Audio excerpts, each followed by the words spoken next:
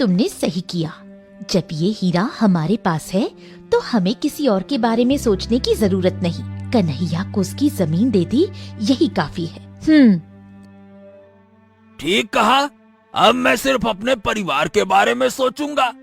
अरे, जब हमारे पास इतना धन होगा तो हमें किसी की परवाह करने की जरूरत नहीं है। साधु की बातों पर ज्यादा ध्यान मत देना। धनवान बनने के बाद हमें किसी के लिए कुछ करने की जरूरत नहीं। ये वक्त सिर्फ हमारा है। अर्जुन उसी रात अपने कमरे में अपनी पत्नी बिंदिया और बेटे बिरजू के साथ गहरी नींद में था।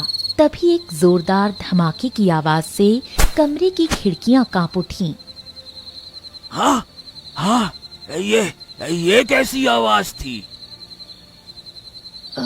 क्या हुआ अर्जुन? अर्जुन की नजर कमरे के बीचों बीच पड़ी एक चमकती हुई वस्तु पर गई। वो एक सोने का कलश था जिसमें स्वर्ण मुद्राएं भरी हुई थीं। ए बिंदिया, बिंदिया, अरे उठो, देखो तो ये क्या है? है? इतना सारा सोना ये कहां से आया? क्या ये वही चमत्कारी हीरे का असर है? हाँ, ये चमत्कारी हीरे का ही काम है। बिंदिया, हमें तुरंत ये घर छोड़ना होगा। अगर कन्हैया और राधा को पता चल गया तो वो इसे मांग सकते हैं। चलो। हाँ, ठीक कहते हो। ये हमारा समय है। हमें किसी से इसे साझा करने की जरूरत नहीं। अर्जुन ने जल्दी से सोने का कलश उठाया और अपनी पत्नी और बेटे को लेकर रातों रात घर छोड़ दिया। वो अपने पुराने घर को हमेशा के लिए छोड़कर एक नई दुनिया बसाने निकल पड़ा।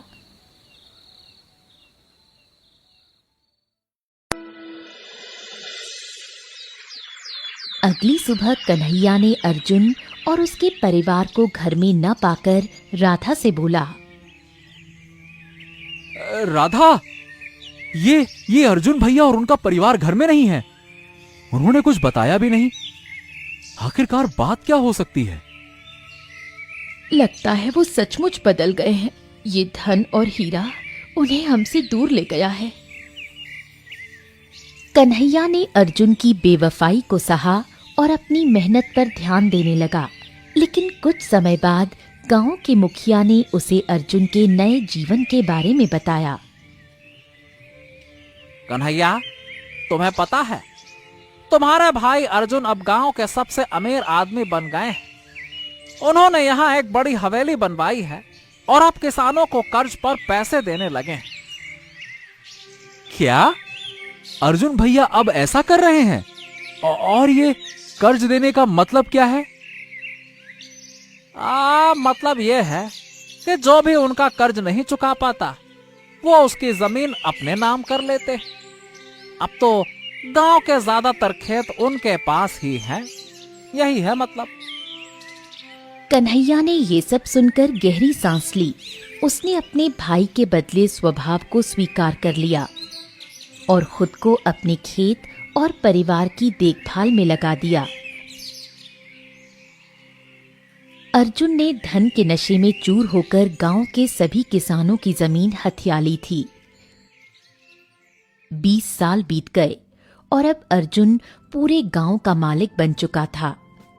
लेकिन कन्हैया ने अपनी जमीन नहीं बेची। एक दिन अर्जुन अपने बेटे बिरजू के साथ कन्हैया के खेत पर आया। कन्हैया अपने बेटे मोहन के साथ खेत जोत रहा था। अर्जुन को देखकर कन्हैया मुस्कुराया। अरे भैया, 20 साल बाद आज आपको हमारी याद कैसे आ गई? हाँ कन्हैया, मैं तुम्हारे खेत की बात करने आया हूं। गांव में सिर्फ तुम्हारा खेत बचा है जिसे मैंने अभी तक नहीं खरीदा। तो कन्हैया, इस खेत को तुम मुझे बेच दो।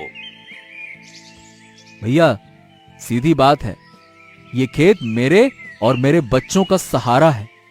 इसे मैं नहीं बेच सकता। ए कन्हैया, ये मत भूलो कि इस खेत का आधा हिस्सा मेरा भी है, समझे क्या? अब हाँ तो ठीक है ना, अपने आधे हिस्से को ले जाओ आप, लेकिन जो मेरा हिस्सा है वो तो मेरा है ना, उसे खरीदने की तुम्हारी औकात नहीं है। कन्हैया के इन शब्दों ने अर्जुन को और भी क्रोधित कर दिया। वो गुस्से से भरकर अपने बेटे बिरजू के साथ वहां से चला गया। समय का चक्र घूमने लगा। कुछ महीनों बाद चंदन नगर राज्य पर भयंकर सूखे की मार पड़ी। खेत बंजर हो गए, नदियां सूख गईं और गांव में भी अनाज का नामो निशान मिट गया। गांव वाले अर्जुन की हवेली के सामने इकट्ठा हुए। अर्जुन के गोदामों में अनाज का अंबार था और गांव वाले भूख से बेहाल थे। अर्जुन भैया, अर्जुन भैया, अर्जुन भैया, हमारी मदद करो, हमारे बच्चों के लिए थोड़ा अनाज की व्यवस्था कर दो। अरे भगवान के लिए हमारी भूख मिटा दो अर्जुन भैया। ए, ध्यान से सुनो, मुझे तुम लोगों की मदद करने में कोई आपत्ति नहीं है, लेकिन भैया हर चीज की एक कीमत होती है। अनाज चाहिए तो मुझे अपने घर भी देने होंगे, तभी तुम लोगों को अनाज मिलेगा। क्या? हाँ। गांव वाले अर्जुन की शर्त सुनकर सहम गए। घर और जमीन उनके पास आखिरी सहारा था। ये तो अन्याय है अर्जुन। इतने वर्षों तक हमने तुम्हें भाई समझा और आज तुम हमें इस तरह लूट रहे हो। अरे मुखिया जी, इसे लूटना नहीं कहते, इसे कहते हैं व्यापार। अब तुम्हें अनाज चाहिए तो मुझे बदले में तुम्हारा सब कुछ मतलब सब कुछ देना होगा भैया। फैसला तुम्हारे हाथ में है। हम तो कहते हैं मत दो, जबरदस्ती थोड़ी ना है कोई। गांव वाले निराश होकर मुखिया के साथ कन्हैया के पास गए। उन्होंने सारी स्थिति बताई। कन्हैया, अब तुम्हारे पास ही उम्मीद है।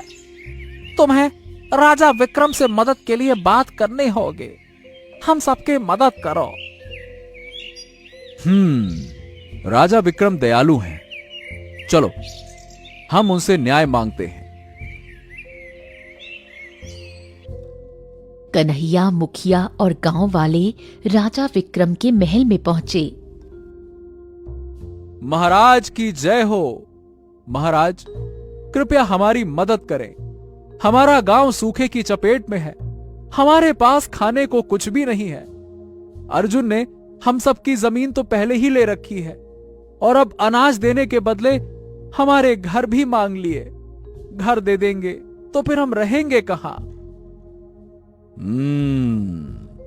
मैं तुम्हारी परेशानी समझता हूं, लेकिन चंदन नगर के सभी हिस्से इस समय सूखे की चपेट में है। मेरे महल के गोदाम भी खाली हो चुके हैं। हाँ, मैं चाहकर भी तुम्हारी मदद नहीं कर सकता।